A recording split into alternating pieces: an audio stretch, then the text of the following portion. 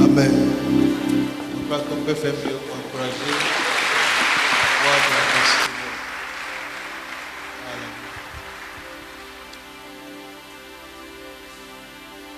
Alors, je vais aller directement dans la parole. Nous sommes en Luc chapitre 18. Luc 18. Je lis à partir du verset 9. Vous y êtes? Luc 18, 9 à 14. Il dit encore, c'est Jésus qui parle, il dit encore cette parabole en vue de certaines personnes se persuadant qu'elle était juste et ne faisant aucun cas des autres. Deux hommes montaient au temple pour prier. L'un était pharisien et l'autre publicain. Le pharisien, debout, priait ainsi en lui-même.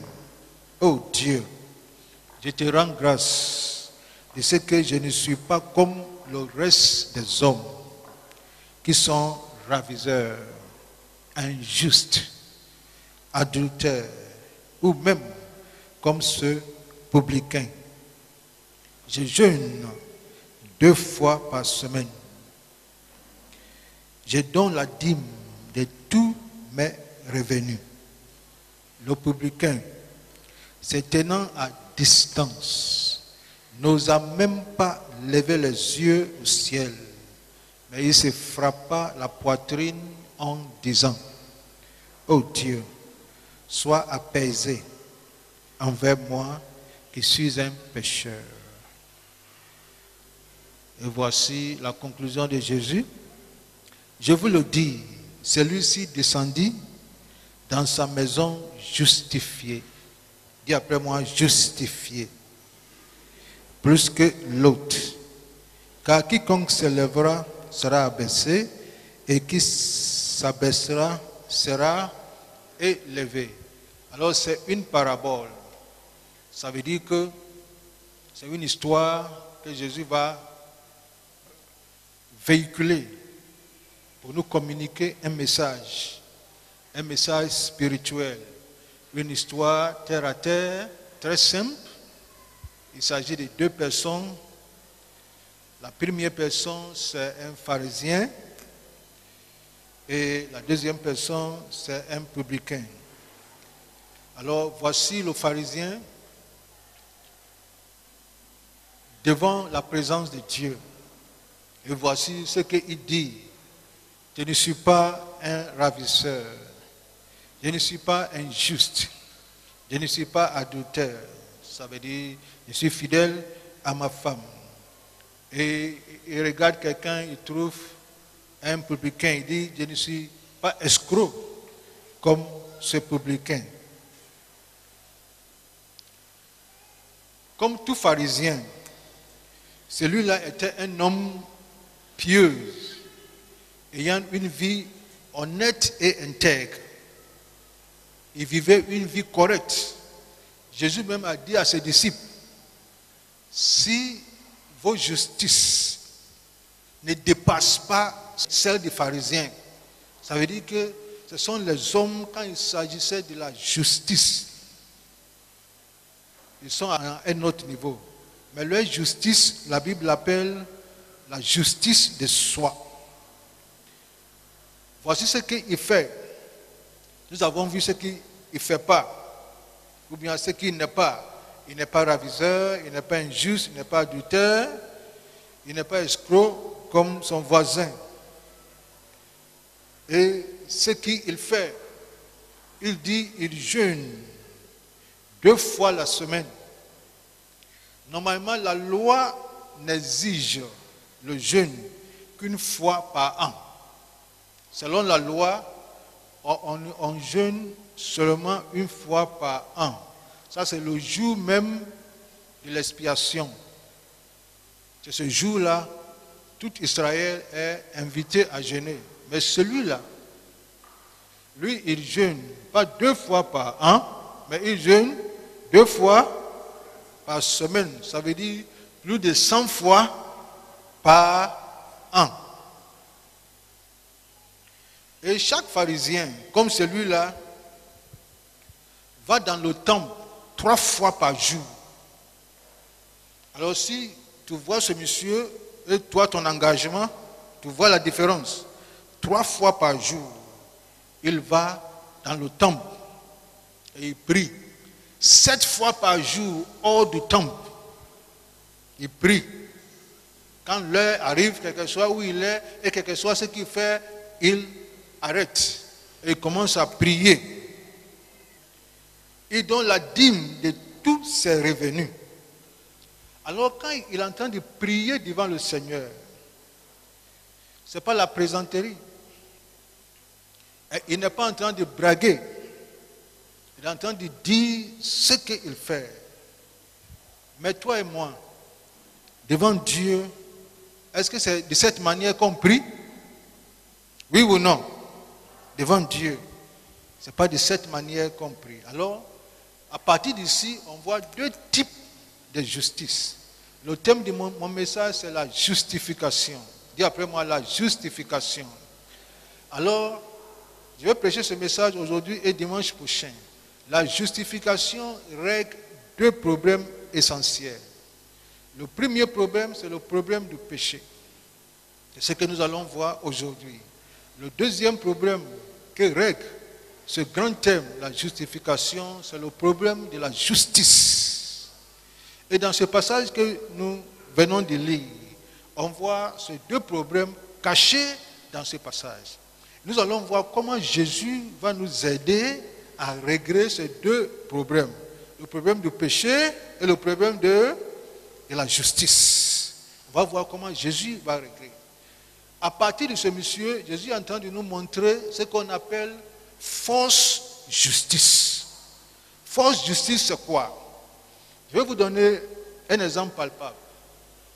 Voici quelqu'un qui se trouve devant Dieu par ses robes. Admettons, viens ici, Bishop.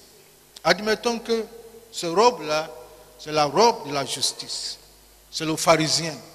Il ressemble même à un pharisien. Avec ses lunettes, tout ça, c'est un vrai pharisien. Il est rigide. Quand son heure de prière arrive, il ne rate pas. S'il rate son heure de prière, sa journée est ratée. Si c'est à minuit qu'il doit prier, et minuit il dort encore, et il se lève à 5 heures, il doit demander pardon. N'est-ce pas? Il doit demander pardon. C'est ça qu'on appelle pharisien. Quand il jeûne, tout le monde doit savoir que il jeûne. Je suis dans un moment. Je suis sur la montagne. Je suis en haut. Je suis en haut. Et c'est le pharisien. La justice qu'il manifeste, c'est la justice de soi. Dis après moi la justice de soi. Et c'est cette justice-là, il a présenté devant Dieu. Je ne suis pas. Tu es en train de prier devant Dieu. Seigneur, je ne suis pas un ravisseur. Je ne suis pas un adultère. Je ne suis pas, aide-moi, un voleur. Maintenant, il voit quelqu'un qui est en train de prier. Je ne suis même pas escroc comme celui-là. Toi-même, tu connais celui-là. Je ne sais pas ce qu'il est en train de te dire, et ce qu'il peut même te dire. Et moi, voici ce que j'ai fait. Chaque semaine, lundi et jeudi, je jeûne. Je prie et je donne la dîme de tous mes revenus. Il a fini de prier. Dans notre contexte aujourd'hui, on dira c'est un bon chrétien, non? C'est un bon chrétien. Parce que la plupart de nous ici, il n'y a pas quelqu'un qui jeûne 2 fois par semaine. Mais écoute ce que la Bible dit. Si la justice s'obtient par la loi, Christ est mort en vain. Parce que ce que ce monsieur faisait là, il faisait depuis longtemps, avant même que Jésus ne vienne. Alors si Jésus, malgré ce qu'il fait, si Jésus est venu mourir encore pour nous, ça veut dire que ce qu'il fait là n'a pas d'importance. Est-ce que mon français est clair? Ce qu'il fait n'a pas d'importance. Ça veut dire ce qu'il fait ne donne pas le salut. Maintenant, qu'est-ce que donne le salut? On va voir la deuxième prière. Ésaïe nous dit, nous sommes tous des impurs devant Dieu. Et toute notre justice est comme un vêtement souillé. Ce que tu appelles justice, ce que tu appelles j'ai bien fait là, Ésaïe dit, c'est comme un vêtement souillé devant Dieu. Voici le publicain, sa prière. Le publicain se tenait à distance. J'aime ça. Il se tenait à distance. Il n'osa même pas lever les yeux au ciel. Mais il se frappa la poitrine en disant, ô Dieu, sois apaisé envers moi, qui suis un pécheur. Voici rapidement ce qu'il a fait. Il n'a même pas pu s'approcher à Dieu. Il se tenait à distance parce qu'il est sale, il est impur et il reconnaît.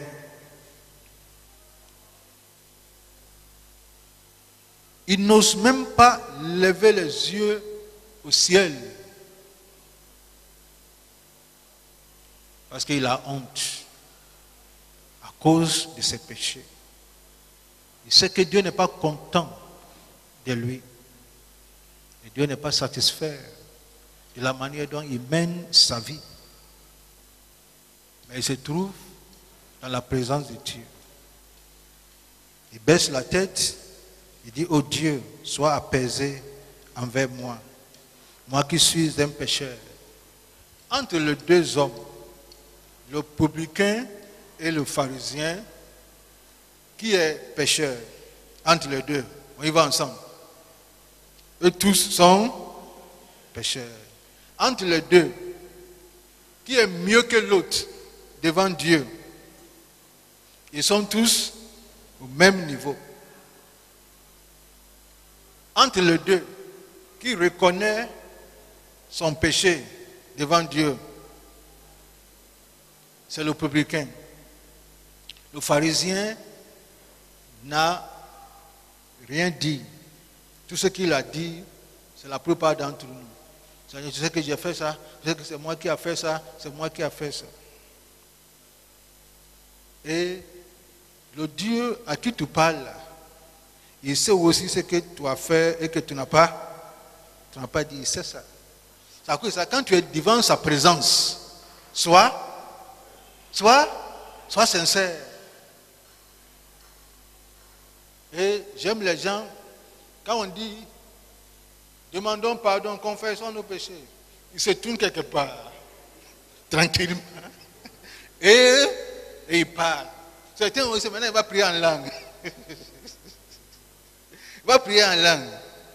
Bon, ça c'est entre parenthèses. Amen. Il convient de souligner que Jésus récitait une parabole. Dis après moi, une parabole.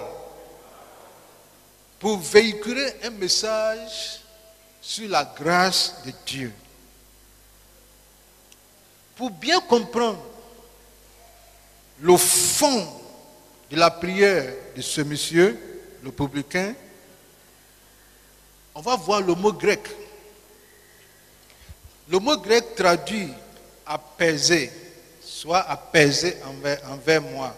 Le mot grec traduit apaiser dans ce contexte, c'est ilasteti.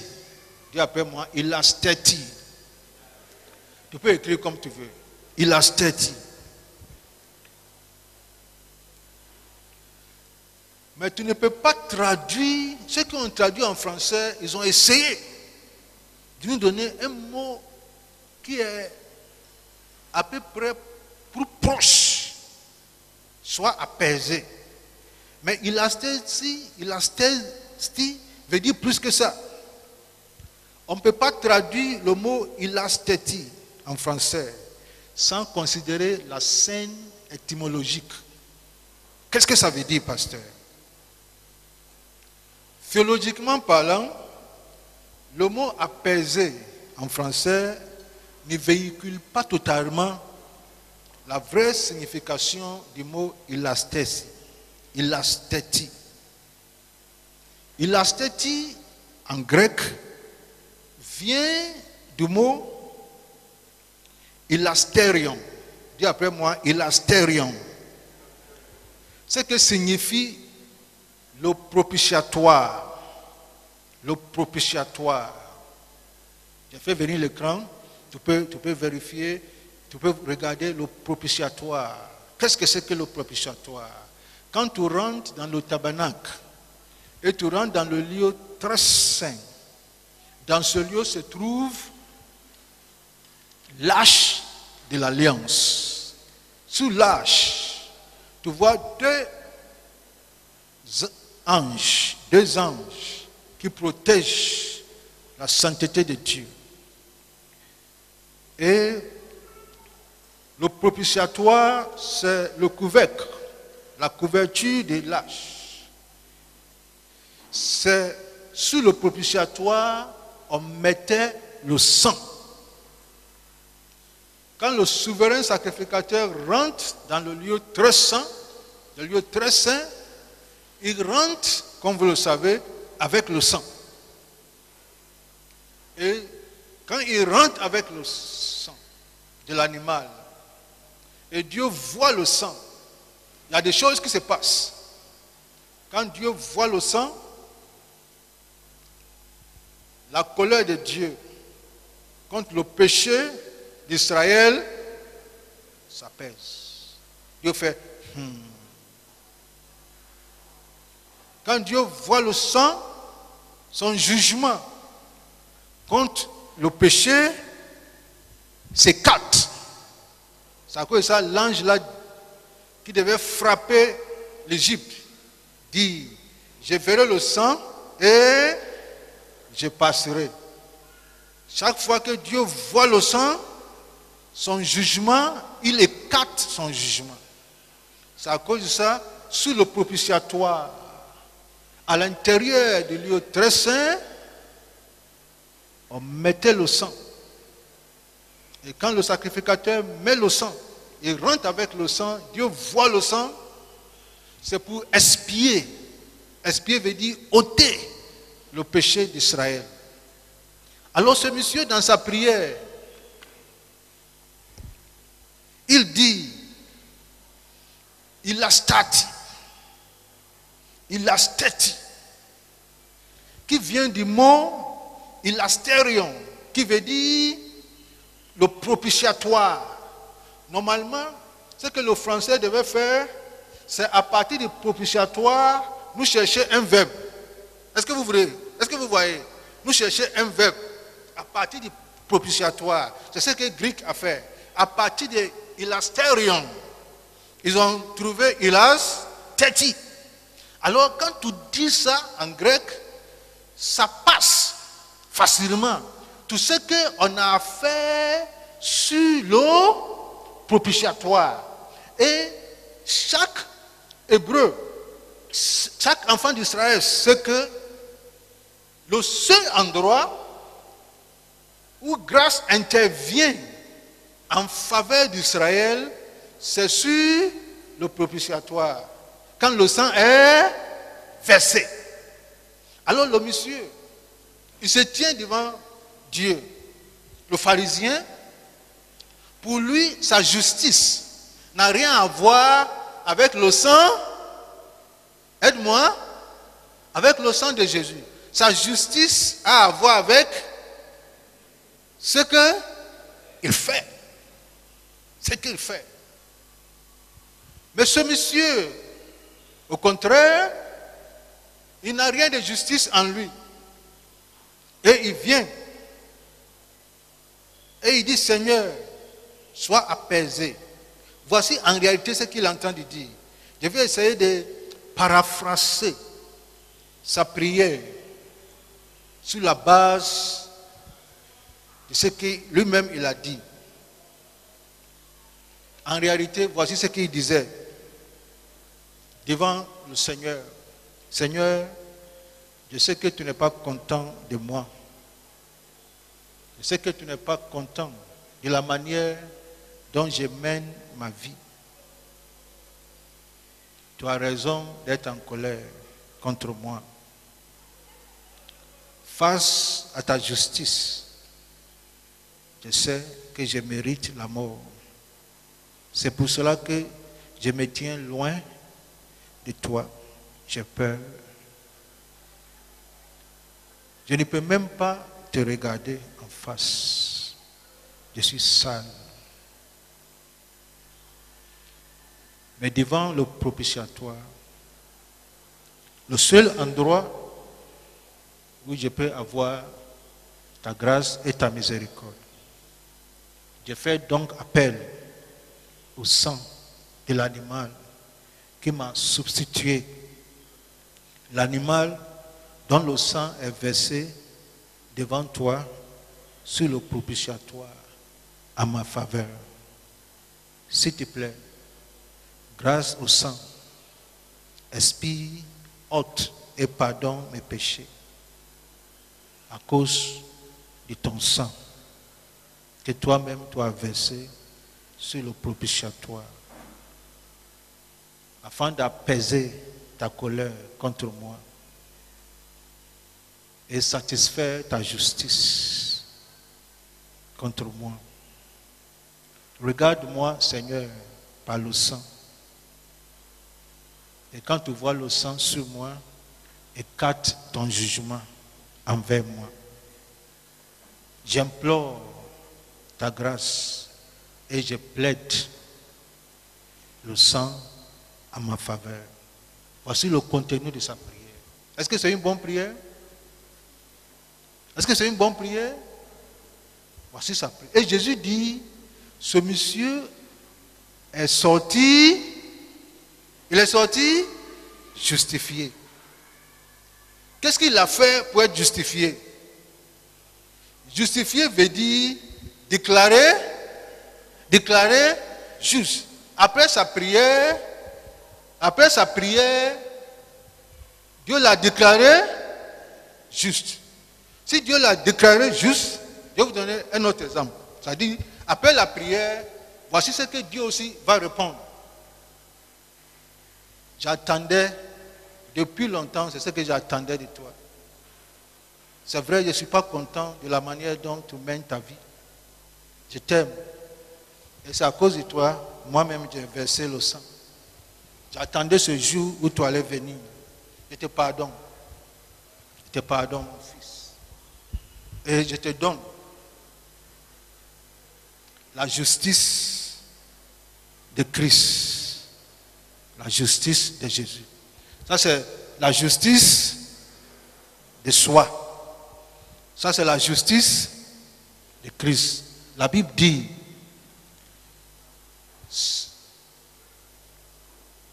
il l'a fait pécher pour nous. Lui qui n'a point connu le péché.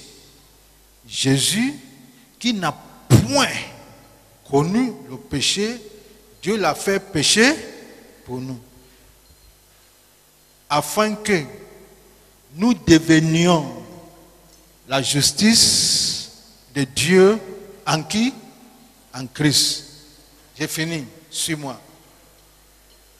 Jésus n'a point connu le péché.